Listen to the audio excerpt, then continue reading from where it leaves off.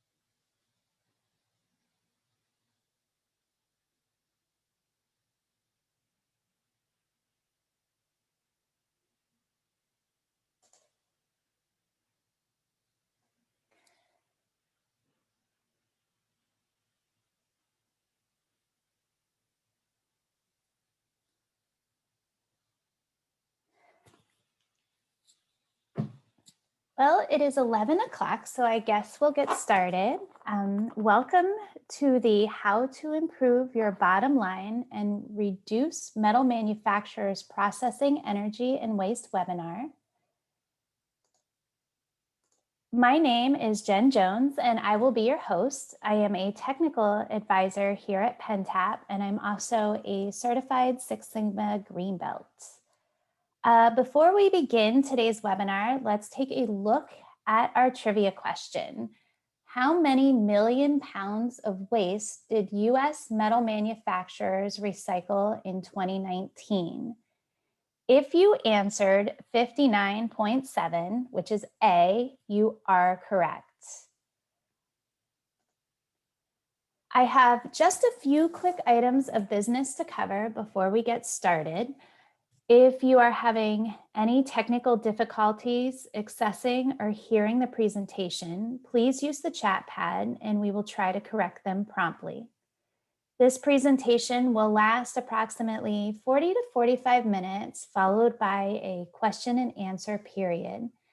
We will wait to answer any specific questions that you may have until that time to allow us to move through the material efficiently.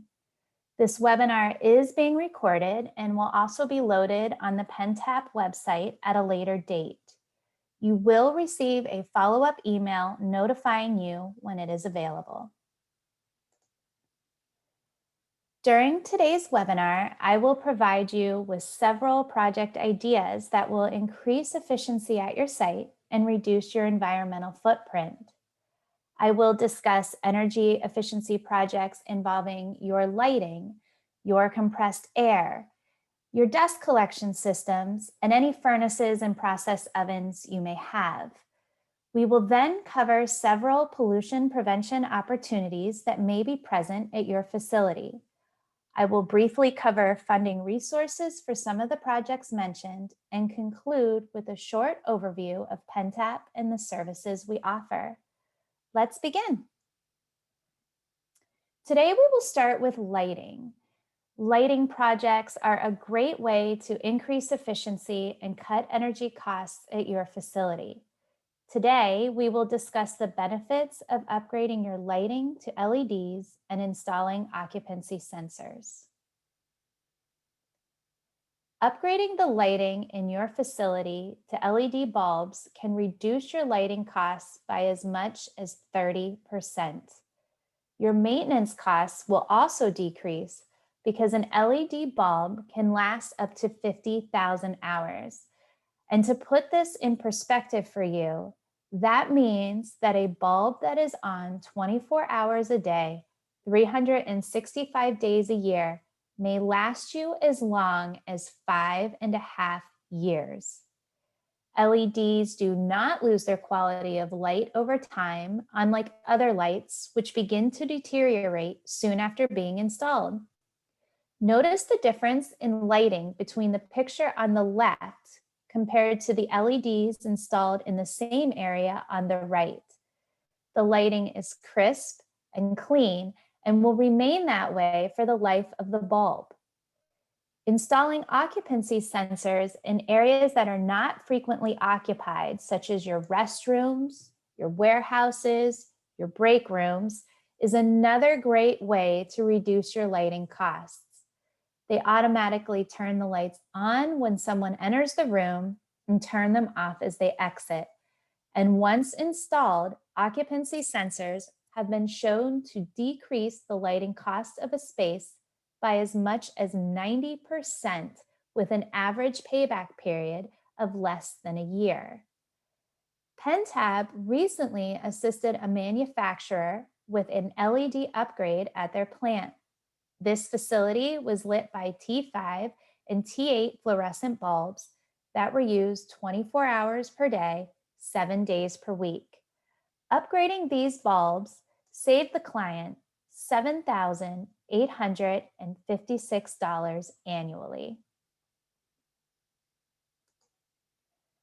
Next, we're going to discuss your compressed air. Compressed air is often one of the most expensive energy-related costs at a facility. Air compressors typically have an overall efficiency of just 10 to 15%, but don't fret, there are several things that can be done to increase the efficiency of your compressed air system. You may be able to reduce the operating pressure of your air compressor without impacting production. This can be achieved by reducing the pressure to match the required pressure of your machinery. Remember, it will only take a reduction in pressure of 2 psi to increase the efficiency by 1%. If you are using multiple air compressors and have high and low pressure processes, you may want to consider installing a compressed air recovery system. Recovery systems reclaim compressed air from high pressure processes for use in your low pressure ones. Therefore, the air compressors supplying air to your low pressure lines will run less. Not only will this lead to reduced energy consumption and costs, but it will also decrease your maintenance costs and extend the life of your compressors. And if possible, consider rotating the use of your compressors on a weekly or monthly basis. This too will lower costs and extend the life of your compressor. Another great way to reduce your energy consumption and costs is to install energy efficient compressed air nozzles. These nozzles emit compressed air at a higher velocity than a standard nozzle while requiring a lower flow rate, which will reduce the energy consumption of your compressed air system by as much as 4.5%. Before installing those energy efficient nozzles, be sure to identify and stop inappropriate uses of compressed air at your site. Just walk through your plant and identify all compressed air uses.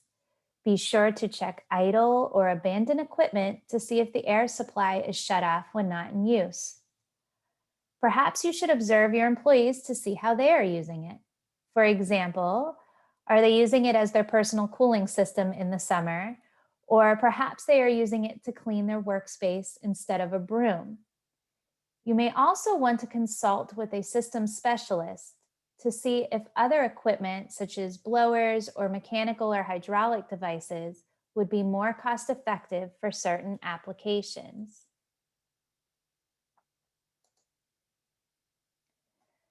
Compressed air leaks can be one of the largest sources of wasted energy at your facility. As part of your maintenance program, you should routinely check for leaks in your compressed air lines. They often occur in areas where the compressed air lines are connected to other lines or equipment, or in areas where there is a lot of movement or vibration. Examples include the elbows of hard piping, the hose connecting to the hard piping, moisture traps, and the quick connects from the hose to the equipment. Leaks will cause your compressor to run more than necessary and can waste up to 30% of its capacity. The table shown on the right provides you with the annual cost of one very small, one medium, and one large leak at a facility using a 50 horsepower compressor. I want to stress that the costs provided here are the result of one leak, with one large leak costing over $1,700 annually. In total, these 4 leaks would cost a plant $2,295 per year. Leaks can be detected by running your hands along the lines and the equipment to feel for air, or through the use of an ultrasonic leak detector. A leak detector will allow you to quickly find leaks in hard-to-reach areas or noisy environments. And remember, Pentap does provide no-cost compressed air audits for small to mid-sized manufacturers. Once leaks have been identified, they should be repaired as soon as possible. Most leak repairs will cost less than $50, and the average tends to be in that $20 range. You should repair the largest leaks first, since they represent the greatest loss of air. We recently visited a plant in central Pennsylvania that uses compressed air to power their production lines. The compressed air is on at this site 18 hours a day, 6 days per week. While on site, 18 leaks were identified within the system. Now that the leaks have been repaired, this plant is expected to save $5,505 per year. The simple payback for this project was less than 1 month.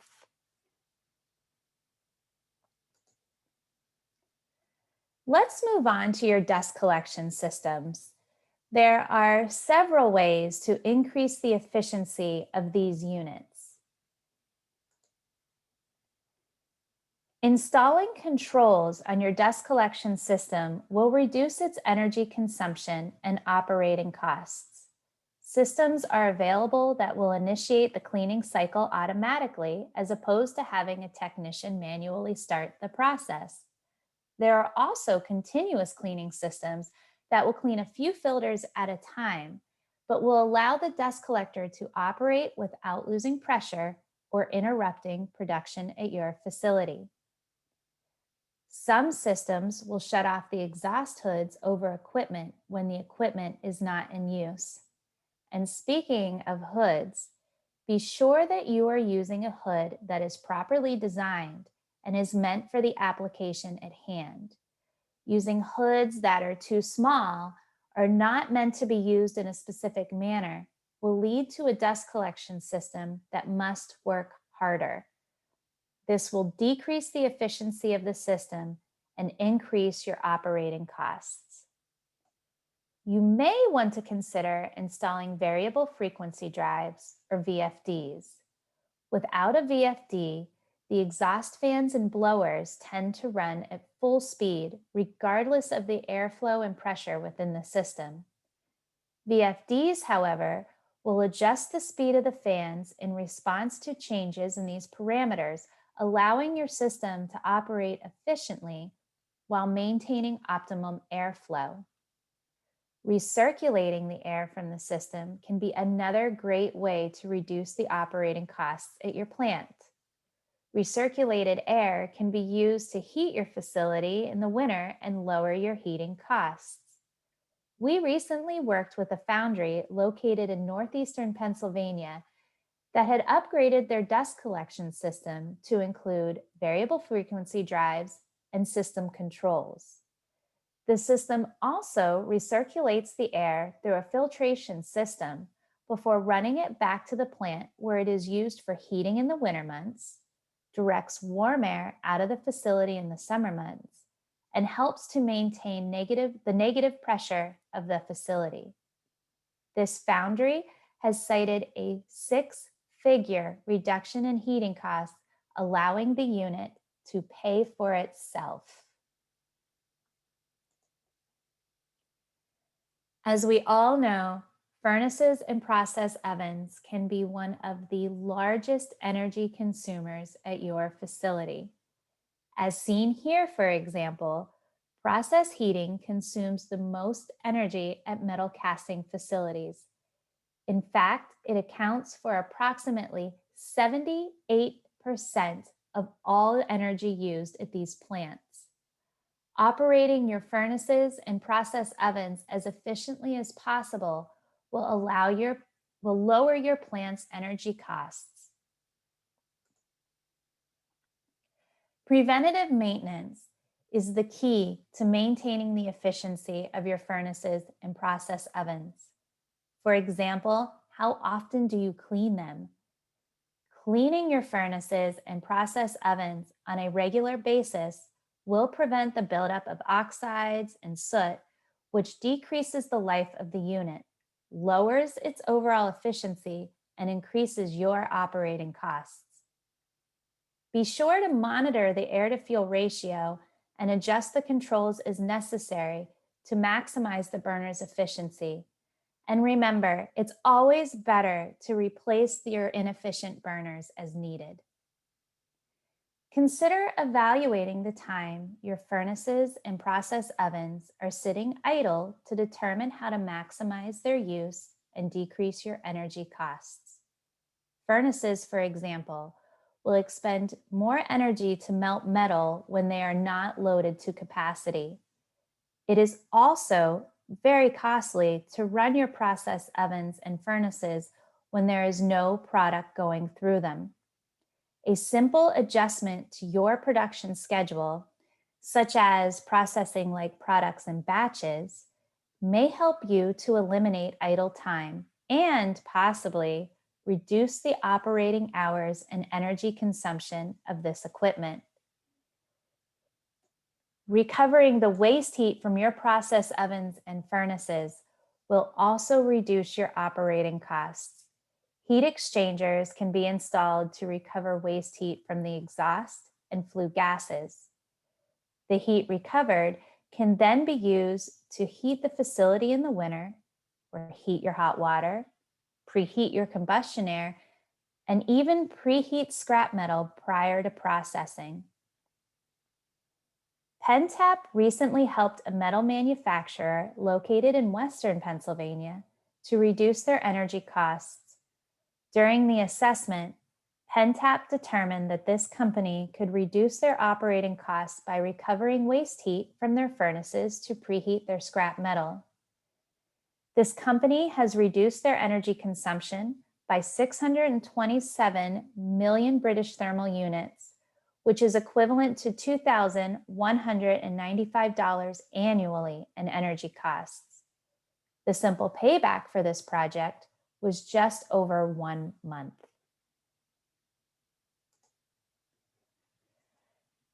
You should also consider where your process ovens are placed. They should always be placed in a well-ventilated area to ensure the oven is operating efficiently. Improper ventilation can cause condensation to form within the oven, impact the quality of your product, and increase your operating costs. If you are in the metal casting industry, installing a gate crusher will reduce the melt time and the number of remelts, thereby reducing the furnace's energy consumption and overall operating costs. Gate crushers break down larger pieces of metal and can remove excess sand from the gate. The packing density within the furnace can then be increased while the overall melt time is decreased. Earlier, I mentioned the foundry we assisted in northeastern Pennsylvania. This foundry has also installed a gate crusher to reduce the size of the material being handled and to increase the packing density within their electric induction furnace. In doing so, the charge density has also increased, thereby reducing the melt time and the number of remelts. Overall, the project is expected to reduce the furnace's electricity consumption by 50 kilowatt hours per ton melted. The gate crusher was installed in June of 2020, and to date, this company has saved approximately 906,281 kilowatt hours of electricity. Since we are discussing metal casting, let's just take a moment to consider the ladles used to move molten metal around the facility. Believe it or not, those ladles represent energy efficiency opportunities that, once implemented, will decrease the number of remelts and the energy consumption of your furnace. First and foremost, keep the ladle's lid closed when metal is not being poured. And if your ladles are not insulated, consider doing so to increase the time in which metal transfer can occur, reducing the amount of metal that will need to be remelted. Now let's discuss ways that you can prevent pollution at your facility to reduce your environmental footprint. Often, pollution prevention will reduce your disposal costs. In this section, we will cover several pollution prevention techniques that you can implement at your facility. Purchasing pre-cut blanks or sheets of metal that are close in size to the products you manufacture will reduce the amount of scrap generated at your site. And always check to see if something else can be made from the excess material and recycle what cannot be used. And remember, if you purchase scrap, always purchase clean scrap. It will lead to less waste in your production process. Simple improvements to your process can also reduce the scrap generated at your facility. For example, batch processing can reduce the waste produced as like items would be manufactured at the same time. You may want to consider standardizing your production process if it is not already. A standardized process leads to the production of a more uniform product and will decrease the number of recuts or remelts at your plant. Remember to always inspect your production equipment. Removing and replacing old or dangerous equipment can increase the reliability of your process, leading to decreased waste. You may also want to consider automating some of your processes. For example, you could replace hand saws with laser cutters or CNC machines to reduce operator errors, scrap, and reworks. Or, during finishing, are your employees manually grinding the excess material from the product? You may want to consider upgrading to robotic grinding stations. Manual grinding can be prone to operator error, which will lead to unnecessary scrap that cannot be reworked. It can also expose the operator and those nearby to harmful particles such as silica dust. Robotic grinding stations allow the dimensions of your product to be programmed into the unit, eliminating that operator error. Another added benefit is that they will reduce the energy consumption of your finishing process, as manual grinding uses a lot of compressed air. We recently assisted a metal manufacturer with a grant to upgrade 5 manual grinding stations at their facility with 2 robotic grinders.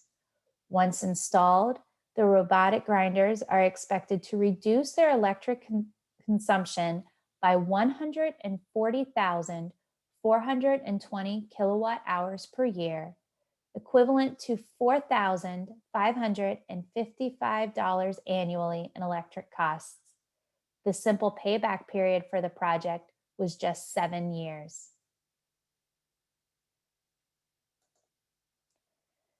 Metal finishing often involves the use of chemicals that may be toxic. Switching from toxic chemicals to safer or green alternatives can also decrease your facility's environmental footprint and reduce your disposal costs. Several non-toxic solvents and degreasers are available on the market, and several alternatives are available through the EPA's Safer Choice website. Mechanically pre-cleaning your parts prior to finishing is another great way to reduce the use of chemical solutions at your facility. Pre-cleaning reduces the contaminants entering the finishing solutions, prolonging their use and reducing your waste. If flash rusting is not an issue at your site, you may want to consider extending the amount of dry time your parts are allowed to dry. You can install racks with a collection system beneath that will reroute the finishing solutions back to the proper process tank. And remember, always keep your chemical baths covered when not in use. Likewise, you should monitor the pH and other parameters daily to prolong their use. Finally, metal finishing usually involves a water rinse. Installing low volume, high pressure spray nozzles can reduce water consumption by as much as 15%. You may want to consider installing sensors that will stop rinse water flow when there is nothing present to be rinsed as well. And finally, and I cannot stress this enough, recycle whenever possible. This is the easiest way to prevent pollution and reduce your waste. Many do not realize there are recycling companies throughout the state that will purchase and collect your recyclable materials, reducing your operating costs. The items purchased include boxes, plastic, batteries, wire, scrap metal, and even old fluorescent bulbs, to name a few. Likewise, how many of you are actually reusing your pallets and drums whenever possible?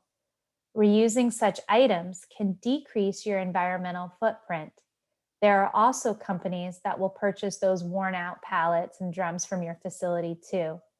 And believe it or not, landfills will purchase waste sand to be used as soil once a landfill cell has been closed. We recently worked with a foundry that recycles all scrap metal, pallets, cardboard, and plastic, and uses non-toxic chemicals whenever possible. They also send their waste sand from their processes to the landfill for use as ground cover. The client said they do so primarily to reduce their environmental footprint and were pleasantly surprised by the added benefit of decreased disposal costs. There are grants and funding available to help you offset the costs of several of the projects we have discussed today. Detailed information about each of these programs can be found on our website under the Energy and Environment tab. In addition, Pentap hosts a webinar dedicated solely to funding for energy efficiency upgrades every year in July. Today, we will briefly discuss 3 funding resources: the Act 129 utility rebates, the DEP's Small Business Advantage Grant, and the USDA's Rural Energy for America, or REAP, grant program. The Act 129 utility rebates are available through the major utility companies such as First Energy companies, Duquesne Light, and PP&L. There are slight variations to each company's rebate program, but in general, rebates are based on the kilowatt hours saved and can offset costs by as much as 50%. Pre-approval is required for most projects, and Phase 4 of the program will begin this June. The Small Business Advantage Grant will cover 50% of equipment costs only, up to $7,000. To be eligible, your company must have fewer than 100 employees, and the project must decrease your energy consumption by at least 25% and save you $500 annually. This grant is expected to reopen this July, with grants awarded on a first-come, first-served basis until all funds have been exhausted for the year.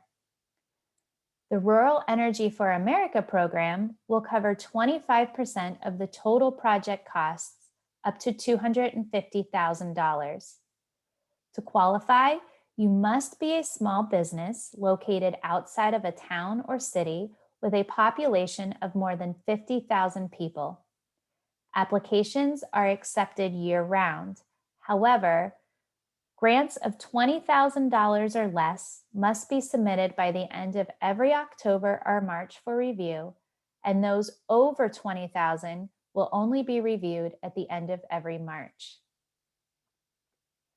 Pentap works closely with these programs and is available to offer grant assistance or answer any questions you may have about the utility rebates.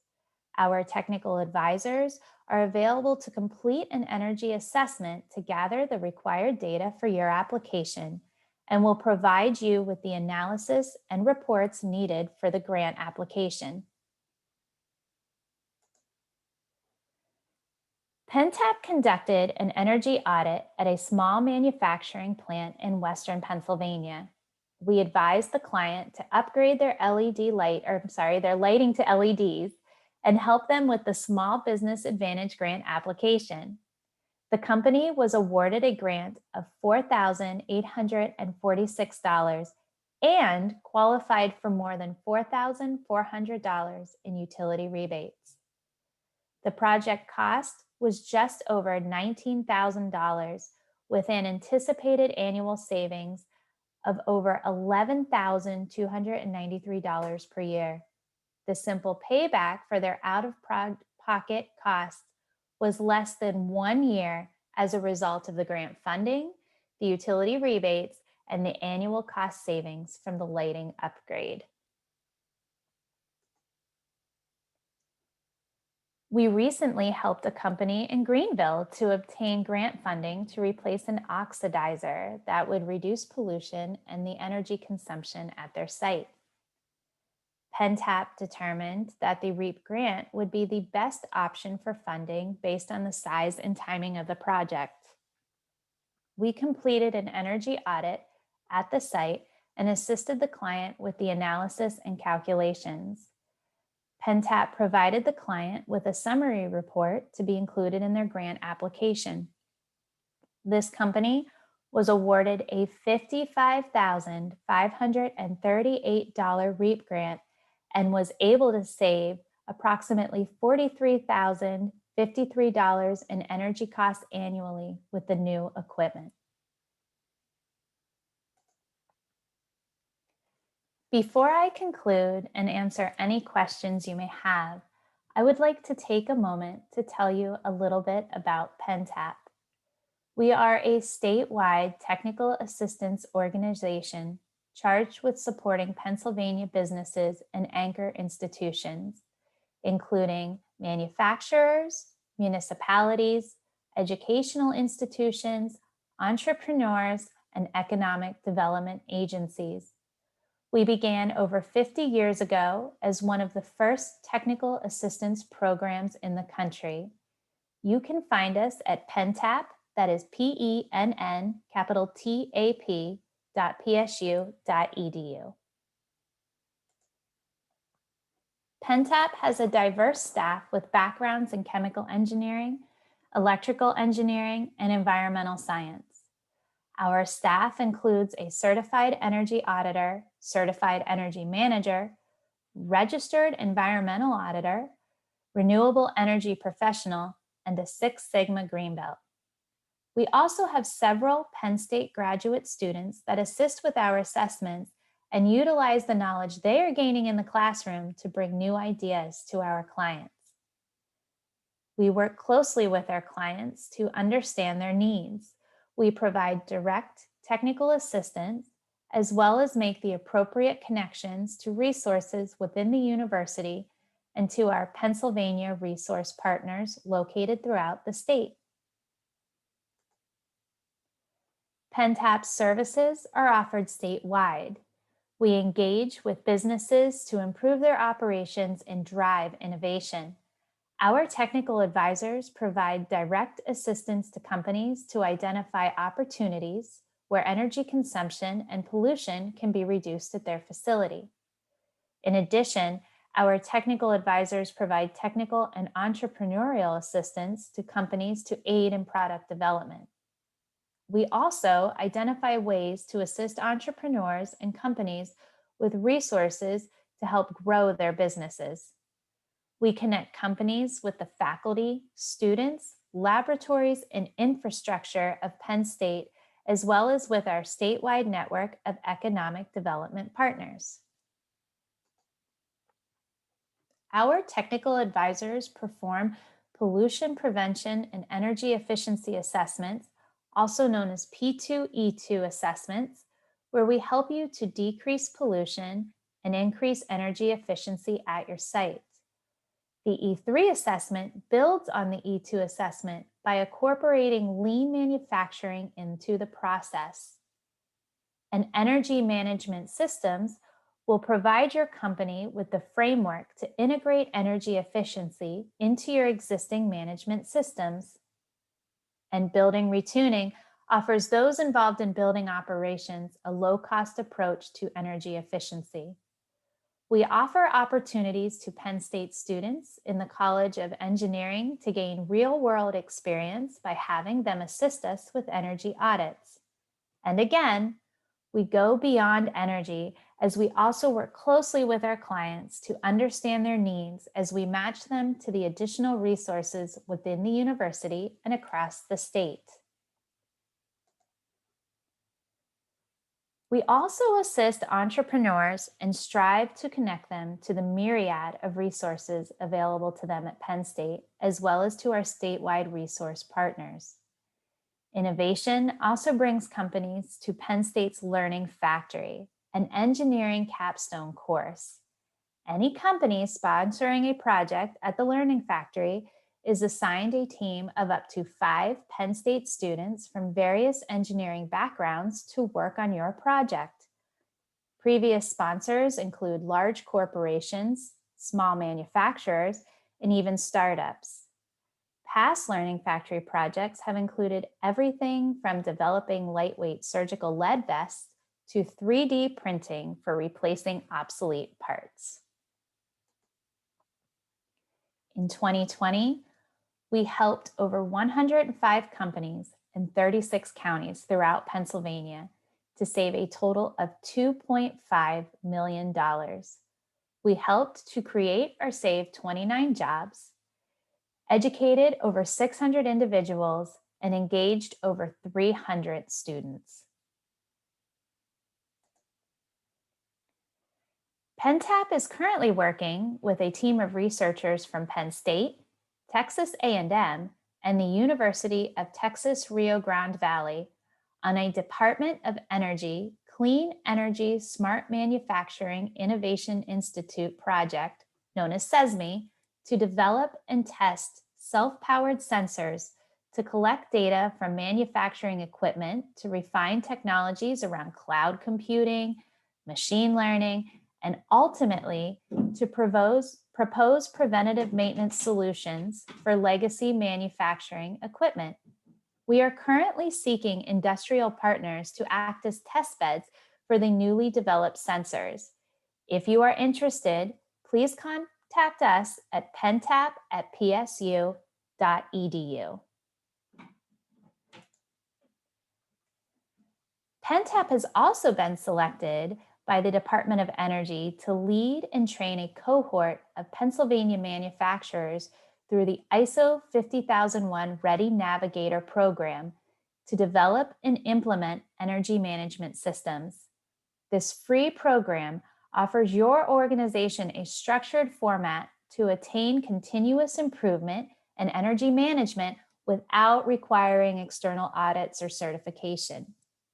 This program can be especially impactful for an organization with multiple locations or facilities because you can leverage the lessons learned at one and transfer those practices throughout your organization.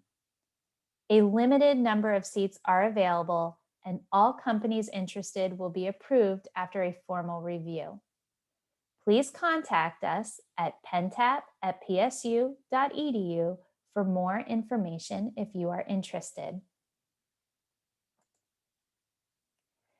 Before we conclude, I would like to tell you about our upcoming webinars. Please join us on June 17th from 11 a.m. to 12 p.m. for the Pathways to Smart Manufacturing Through Smart Maintenance webinar. Pentap will be joined by Dr. Vital Prabhu, who will discuss how manufacturers can begin to develop a smart maintenance program through the use of data, as well as present ways in which Penn State can assist companies with the transition to smart maintenance. Then join us again on July 15th for our Act 129 funding and incentives to finance energy improvements to increase facility efficiency webinar. Also from 11 a.m. to 12 p.m., where we will discuss opportunities and incentives for small to mid-sized companies throughout Pennsylvania. We will discuss several funding opportunities and will be joined by representatives from First Energy Act 129 and the Department of Environmental Protection's Small Business Advantage Grant. Be sure to visit the PennTAP website to stay connected and be informed of upcoming PennTAP news, webinars, and workshops. And be sure to check out our energy toolkits on our website while you are there. The toolkits are free to use and are filled with resources to help you estimate the potential savings from energy efficiency projects in your home or at your facility. The toolkit is divided into 4 sectors: commercial, manufacturers, residential, and schools or municipalities, and provides the user with energy cost calculators, fact sheets, and supplemental resources. And remember, once you are done, contact Pentap for a professional energy audit to narrow down where to begin your next energy project. At this time, I would like to thank you for taking the time out of your busy schedules to join me to learn more about how to reduce your energy consumption, reduce pollution at your facility. If you have any questions, please feel free to ask via the chat pod, or you can send me an email directly at jsm148@psu.edu.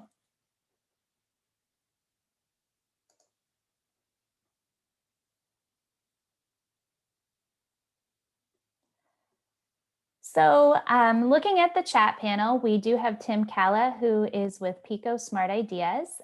He said he is the industrial rebate representative, and he's here to assist any of you with incentives for kilowatt savings.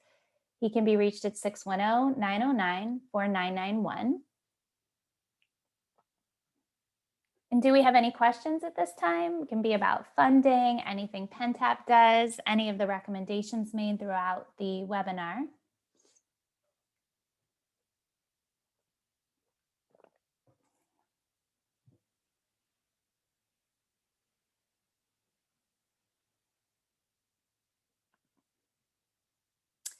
Other than ISO 50001, so David Erb asked that we discuss PennTAP's training other than ISO 50001. We do hold monthly webinars on various projects, from energy efficiency to funding, grants, pollution prevention. We have some innovation webinars on product development. We also, I did mention the E3 assessment. So to go in a little more detail, we partner with resource partners throughout the state and a lean expert, and actually offer training on how to create a value stream map of your process. Usually during that assessment, we will look at one process. For instance, I've been at ones at a foundry where we looked at their manifold production process, or at a bottle manufacturer where we looked at their gallon bottling process. And we taught each how to create a value stream map, and then the solutions that can be implemented in your future state, and the energy savings that came about. And after that training, you can apply that to every process within your plant once you've done it once. Our training opportunities honestly change year to year and are available on our website at pentap@psu.edu.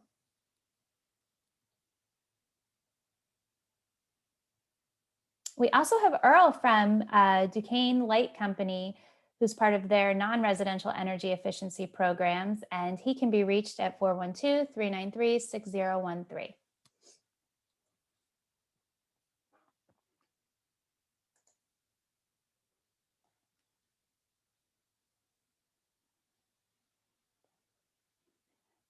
And we have Evan with Mantec. Mantec is one of our resource partners that actually helps us with those E3 assessments. And Evan can be contacted at evan@mantec.org for assistance with automation and robotic programs. We can also at Pentap connect you with several resources at the university to assist with that as well. And then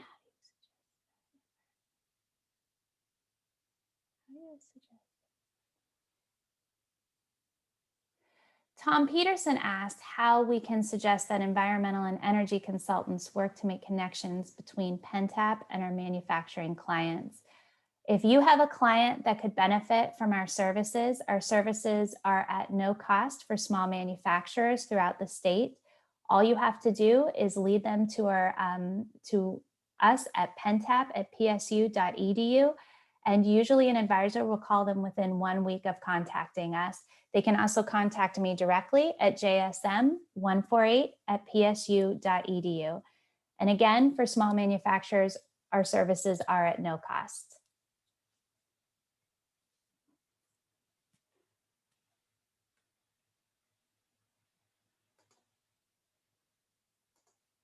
Are there any other questions? Give just a few more minutes.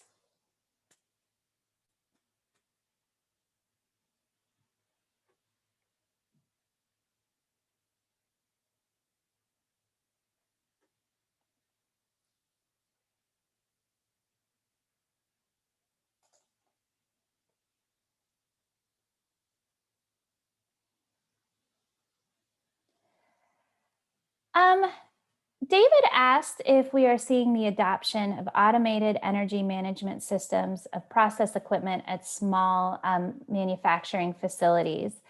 I've seen it at a couple. There was one facility I went to that had this amazing system that alerted them to downtime on their lines, malfunctions, and even like the energy loads at certain motors throughout the line. The foundry that I've mentioned a couple of times also had this amazing system that monitored their compressed air system. And I off the top of my head, I want to say they had 12 different compressors there.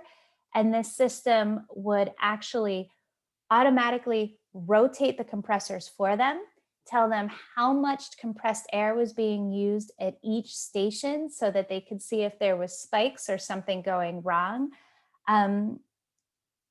It's not always something you see common, but it does seem to be something that is being seen more frequently, if that answers your question.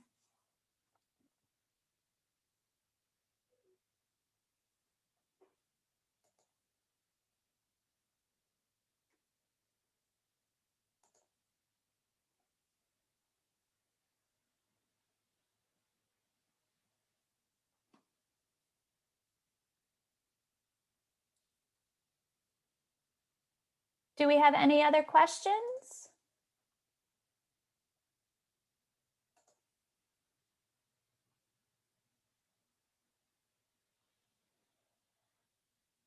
We are currently, so David asked again how we're thinking of incorporating Industry 4.0 technology. We have actually just begun discussions with several faculty in the College of Engineering at Penn State to see how we can help. So that is something that is really budding. And we've really just started looking into that in the last year. So stay tuned for more information because I'm sure we'll have more as time goes on.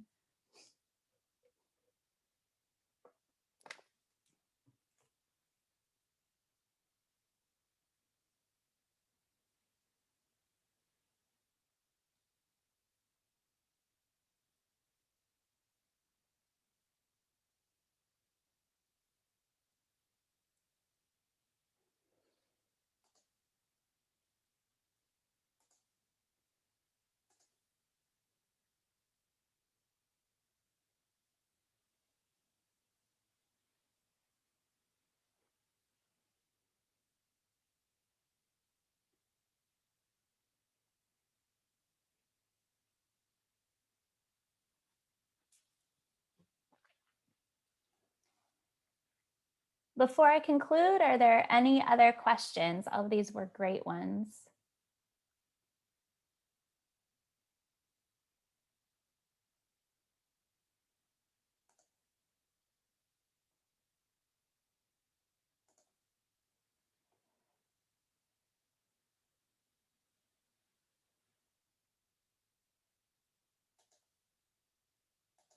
If there are no more at this time, I'm going to head and conclude the webinar. If you think of something throughout the day, next week even, go ahead and just send me an email. It's provided here on the screen at jsm148@psu.edu. You can also call my office at 814-865-4542. And I'd like to thank you all again for joining me, and have a great day.